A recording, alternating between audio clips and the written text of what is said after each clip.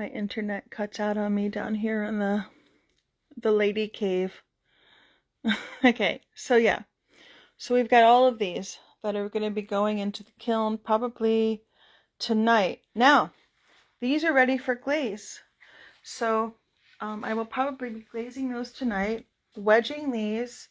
These are also all ready for glaze. And of course, we've got some new snakes going on. Anyway, let's wedge, whoops, sorry. Let's wedge these pieces. This is how we prepare the clay for the wheel. Now, you're kind of like smushing it down and like pushing it into itself and smearing, and ultimately you'll kind of get like a spiral. It'd be better if I had a top view of this or if I could show different angles, but the purpose of this video isn't really instruction. I'm not trying to instruct anybody necessarily for this particular video. Other live videos, yes, they are instructional. They're also fun, and you kind of can get to know me as an artist in addition to knowing my process. So when you wedge, you get this spiral. And the purpose is to get all of the air, any air bubbles out of there, or there might be foreign bodies that somehow ended up in the clay from the manufacturer, or if you're working with reclaimed clay, maybe one of your sponges snuck in there. But to see if you did a good job, you test it by cutting it in half and seeing if it's solid on the inside. And that's how to wedge. Okay? So these could actually be their own little, I really want to do a small set. So believe it or not, this does not really hurt my hand unless especially because this clay is soft. Like I'm being very careful with it. It's the squeezing motion that really hurts that torn ligament, or if I move it this way, like this, I can't do this with this finger. All right, so that guy, and I might end up weighing these. I'm not too bent on having everything the same exact size, so they look the same size, but they're not. This one's bigger. Those are done. All right, here, let's do our next one. Two different pieces together. We're going to wedge it together. There's a little piece of light pottery. Get him out of there. Okay. This main table that I work on, I got a really good deal on it. I'm wondering if I do it this way, if we can see better the action, which we can. Oh, I just heard an air bubble pop. So this table has wheels, and a lot of my tables in my studio have wheels, because depending on what class I'm teaching, I can move things around. I can move things out of the studio into the room next to this to make room for whatever we are working on. So it wobbles a little bit, but the wheels have really great locks on them and everything locks into place. I didn't lock it before I started the video, so it's a little wobbly, and that's okay. There's another one. All right, here's a kind of flat one with two pieces put together, and we're going to wedge this.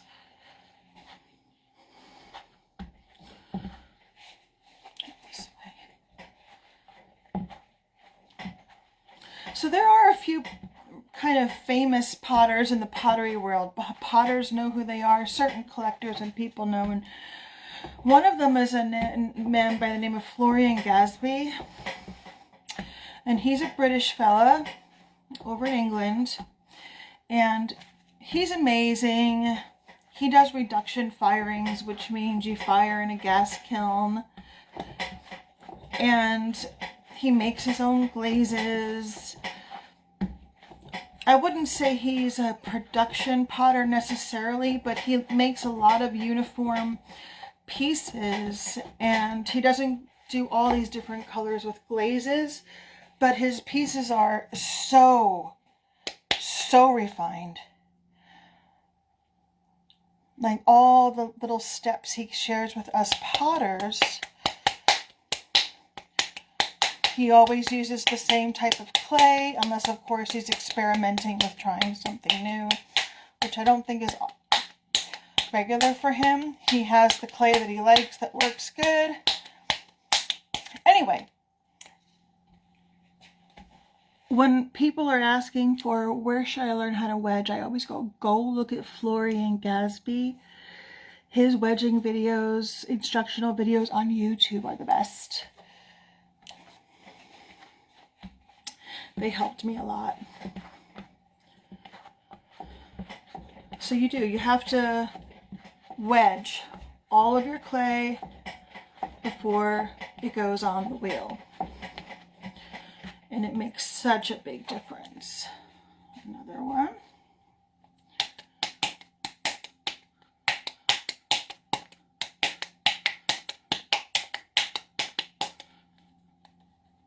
Anyway, I hurt my finger June 4th, and it's still pretty bad.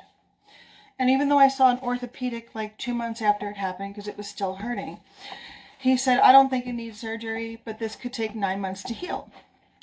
So, come January, if I'm really not seeing an improvement in this finger, that's concerning.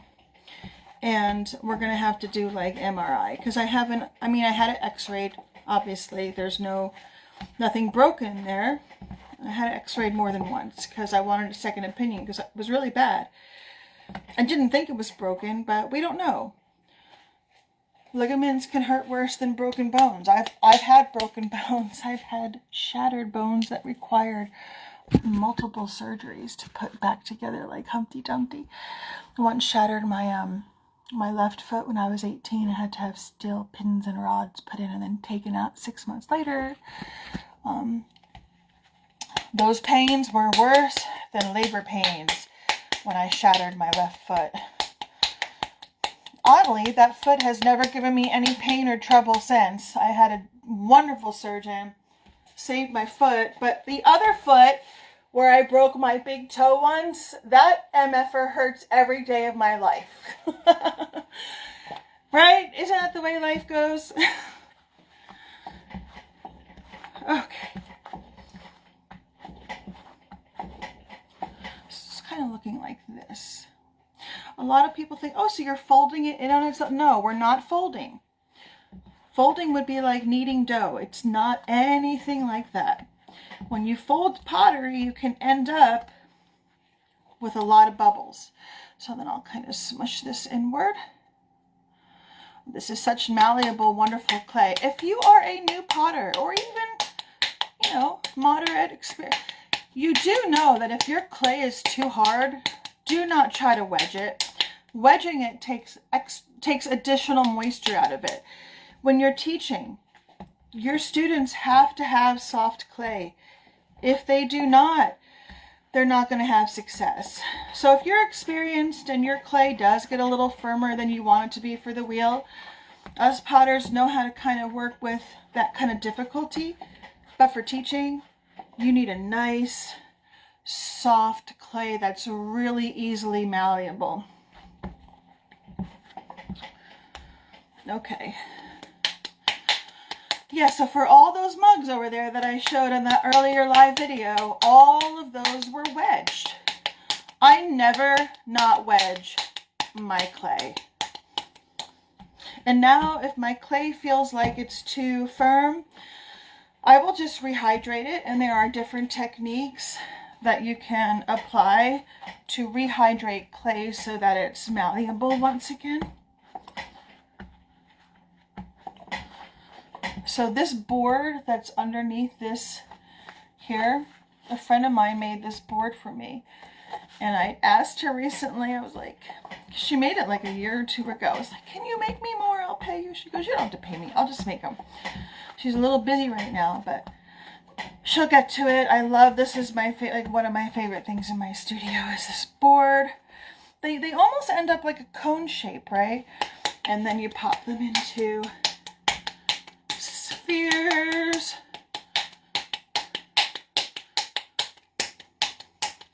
It is amazing that this does not hurt my fingers. Now, if I did throw all day, I wedged, and then I threw and did a bunch of work, even though while I was doing the activity it didn't hurt, later on that evening, it kicks in and I'm like, ow. So I'll do ice pack and then put Voltaren on it.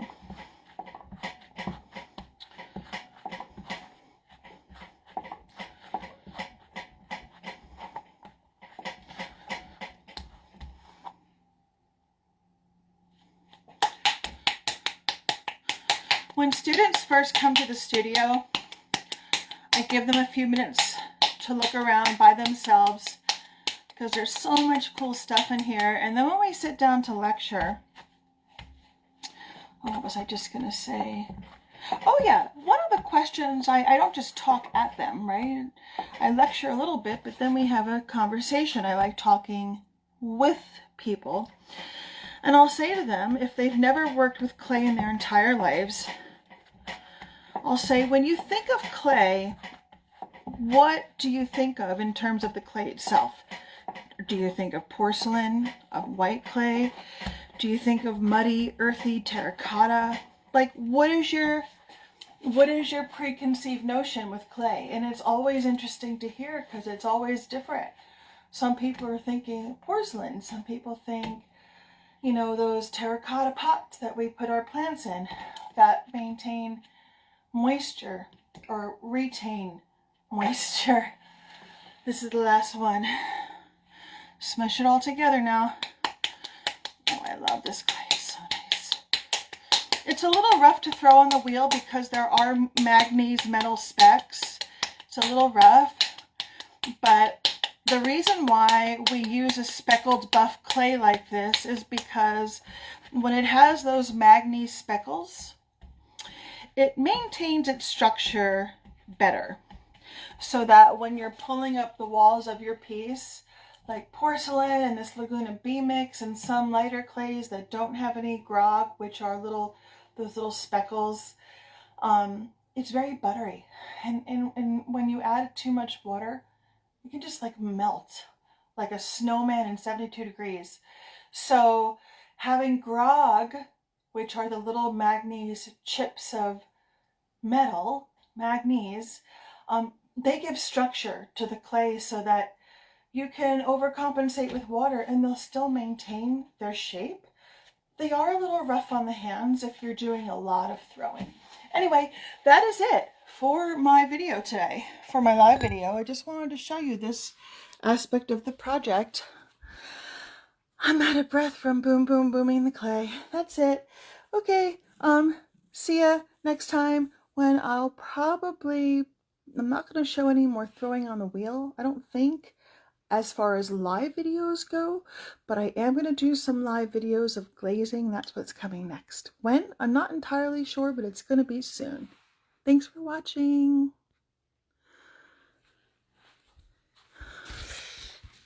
I know I am.